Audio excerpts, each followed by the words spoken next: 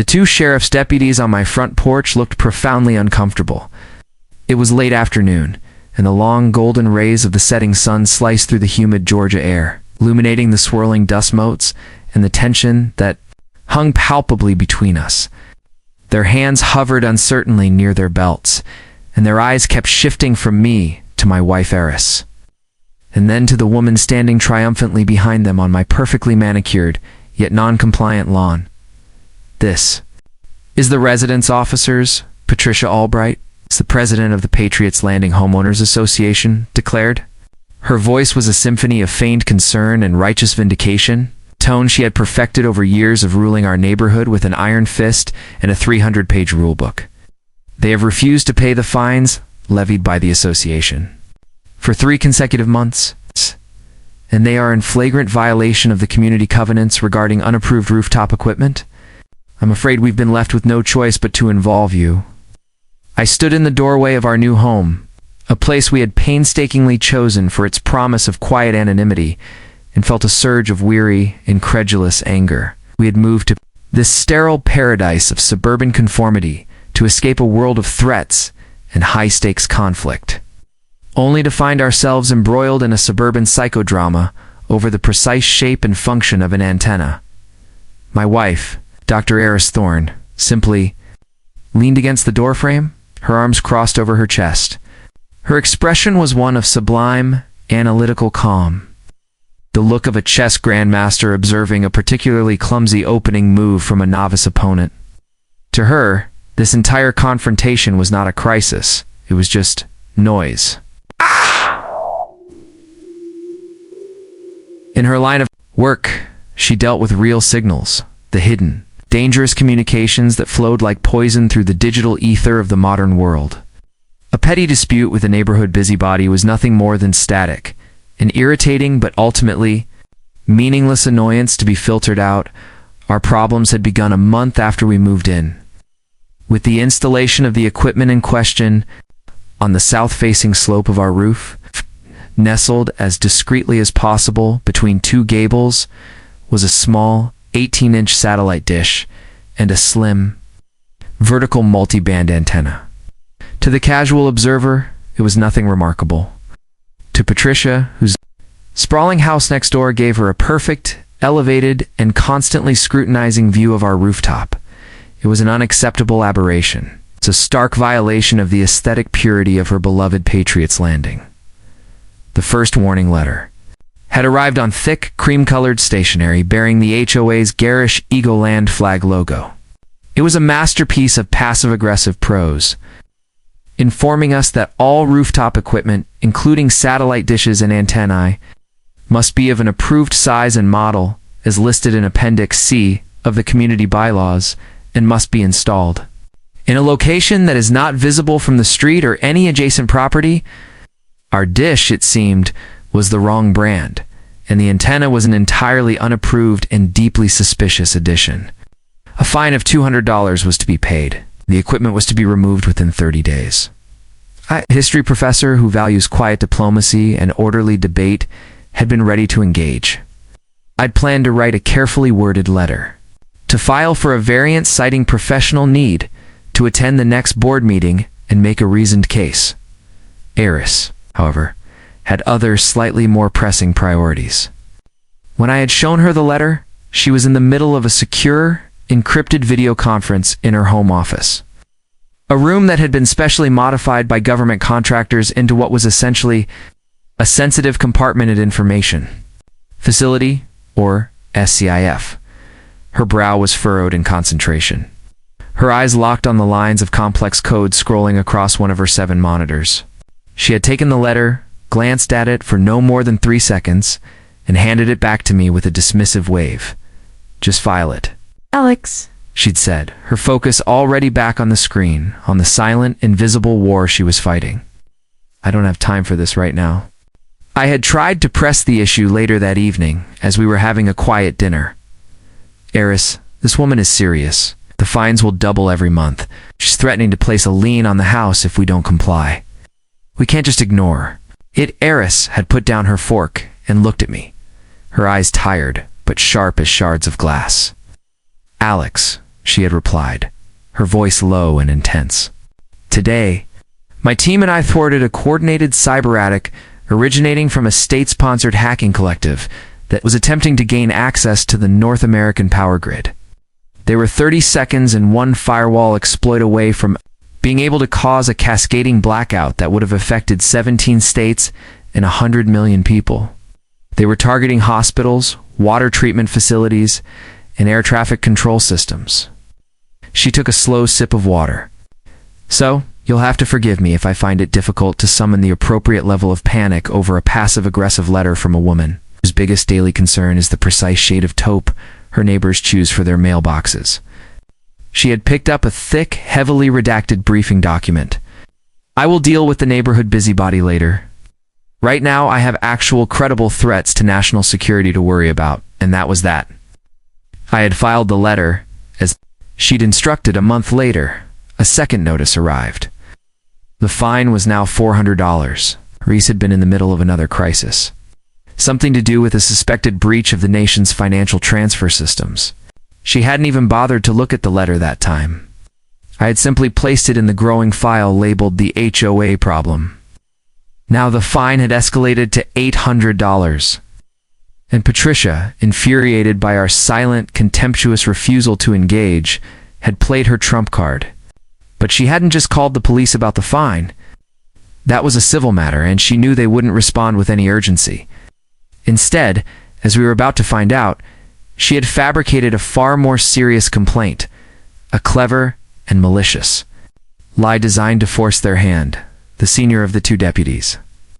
A man with a tired face and a name tag that read SGT Peters cleared his throat, bringing me back to the present moment on my porch. Ma'am, he began, his voice a low, professional monotone. We're not just here about the fines. The complainant, Miss Albright, also reported a concern that you may be operating an unlicensed, high-powered broadcasting operation from your home. She claims that the antenna on your roof is non-commercial grade and that it has been interfering with her own electronic devices, including her television reception and her security system. I stared at her, my jaw tightening. She hadn't just called the cops. She had accused us of a federal crime, a matter for the FCC. It was a breathtakingly malicious escalation. A lie so complete, it was almost impressive. That is an absolute and deliberate fabrication, I said, my voice shaking with a rage I could no longer contain. Officers, Eris said, her voice cutting through the tension, calm, clear, and resonant. She took a step forward, and for the first time addressed the situation directly. Her demeanor was no longer that of a tired wife in her own home. It was the demeanor of someone accustomed to taking command of chaotic situations. I understand you are responding to a call, and you have a duty to investigate. However, the equipment in question is a secured, federally mandated communications array. It is part of a classified national security network. Your presence here, and any request you might make to inspect it, is about to cross a very serious jurisdictional line. Patricia let out a sharp, derisive laugh. Don't listen to her. She's making things up to sound important. It's just a big, ugly antenna, and I want it gone. It's my right as a homeowner to have clear television reception. Sergeant Peters, trying to be reasonable, held up a placating hand. Ma'am, he said to Eris, his tone professional and by the book, we're not here to interfere with anything. We just need to see some identification from both of you and get a clear explanation for what the equipment is for, so we can resolve the complaint and be on our way. Very well, Eris said with a slight, almost imperceptible nod. My husband and I are the legal owners of this property, which is not, nor has it ever been, a part of the Patriots Landing HOA. The equipment on the roof is mine, and it is a required condition of my employment. She turned and walked back into the house for a moment. She returned holding a slim, black wallet. She didn't open it to show a driver's license. She opened it to reveal a set of official and very serious credentials. The complaint about the fine is a baseless, civil matter over which you have no jurisdiction, she stated calmly, her voice now holding a new, hard edge. And the complaint about an illegal broadcasting operation is a dangerous falsehood designed to harass us and misuse your services. She looked directly at Sergeant Peters. "I think this will clarify the situation for you," she handed her official government-issued identification to the sergeant. The stage was set. The signal was about to overwhelm the noise once and for all. Sergeant Peters took the credentials from my wife's hand, his expression still one of weary patience. He clearly expected to see an ID from some obscure government contractor or a minor bureaucratic office. Something that would explain the antenna but not the drama. He glanced down at the card in his hand, and the world shifted. It was not a dramatic, sudden change, but a slow, almost imperceptible transformation in the man's entire being. The sergeant's back, which had been slightly slouched with the fatigue of a long shift, straightened by a full inch. His eyes, which had been tired and slightly glazed over, widened, then narrowed in a look of intense, focused concentration. He read the card, then reread it, his thumb rubbing over the heavy, embossed seal in the corner, as if to confirm it was real. He looked up from the ID to my wife Eris, his gaze now filled with a mixture of profound respect and something that looked a great deal like raw professional fear. The woman in the comfortable weekend attire was suddenly no longer just a resident. She was an authority figure of a rank he had likely never encountered on a suburban. "House call." He immediately handed the credentials back to her, his movements now precise and deferential, handling them with the care one might afford a loaded weapon. He then turned to his younger, more impatient partner and muttered something in a low, urgent voice. The younger officer's face went pale. Patricia, standing on the lawn, had seen the entire silent exchange, and her triumphant smirk was beginning to falter, replaced by a look of deep, utter confusion. The sudden reverential deference the police were showing my wife was not part of her script. "What is it?" Yes. she demanded, her voice shrill with impatience. "What does it say? Is she some kind of glorified postal worker? What is so important? That she gets to ignore our rules?" Sergeant Peters turned to face her, and his demeanor was now completely transformed. The tired, mediating community cop was gone. In his place was a grim, serious officer of the law who had just stumbled into a jurisdictional minefield and was trying desperately to get his footing. "Ma'am," said, his voice now cold and hard as iron, "I would strongly advise you to remain silent. You are in a great deal of trouble." He then looked at my wife, a new formality in his address. "Ma'am, Director Thorne," he said, correcting himself and using the title from her ID, "I apologize. We received a 911 call alleging a federal communications crime. We are required to respond and investigate. We were not aware of your identity or the nature of this facility, Director Thorne." The title hung in the air, heavy with unspoken authority. The ID in her wallet, the one I knew so well, was simple and direct. It bore the Great Seal of the United States and the official insignia of the Department of Homeland Security.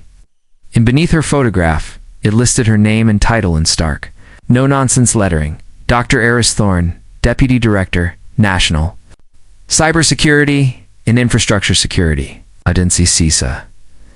The agency responsible for protecting the nation's most critical infrastructure, the power grids, the financial systems, the water supplies from foreign and domestic cyber access. Woman Patricia had been harassing for months over an antenna. Was one of the highest-ranking cybersecurity officials in the country.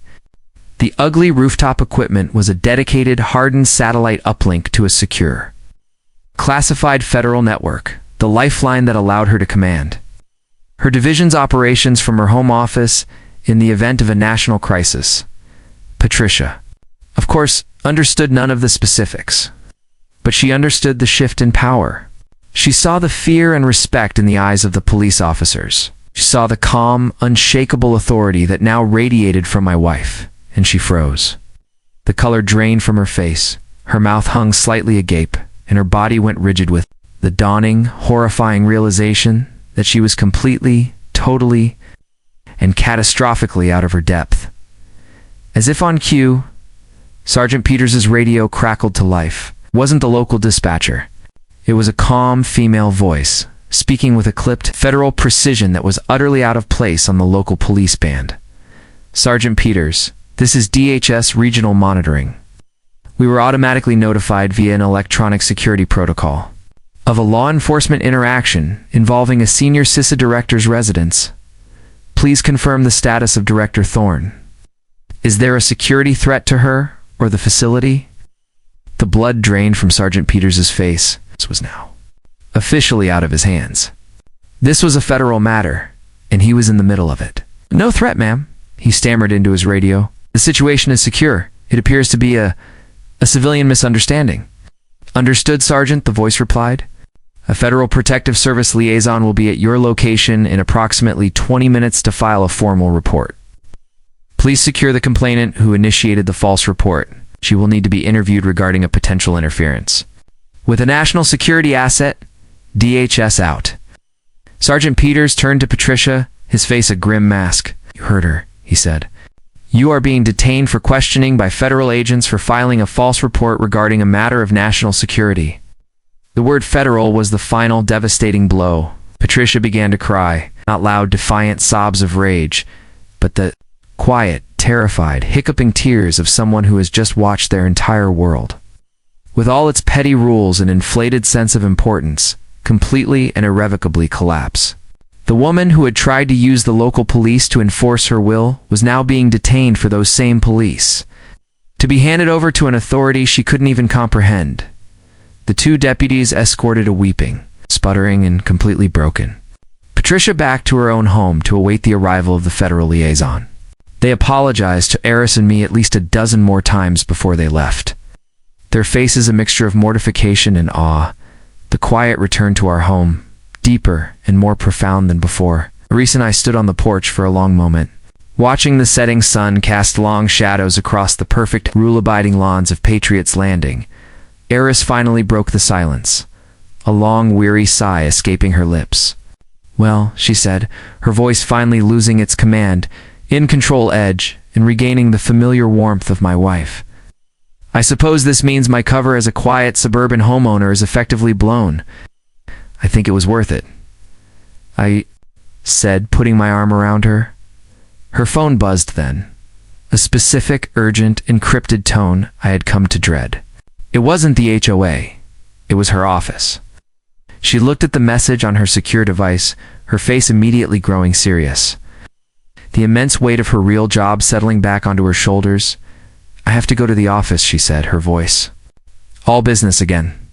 There's a new threat signature, a piece of malware, targeting the New York Stock Exchange's trading floor systems. She went inside to change, leaving me alone on the porch. The petty tyrant next door had been vanquished. Not by arguments or lawyers, but by a simple, undeniable fact she had been too arrogant to ever consider, that the quiet, unassuming woman next door, the one she had tried to bully over a simple antenna, was one of the silent, unseen guardians who kept her entire world from collapsing into chaos. Our peace was finally secure, a small, quiet victory for the woman who protected the entire country from the shadows.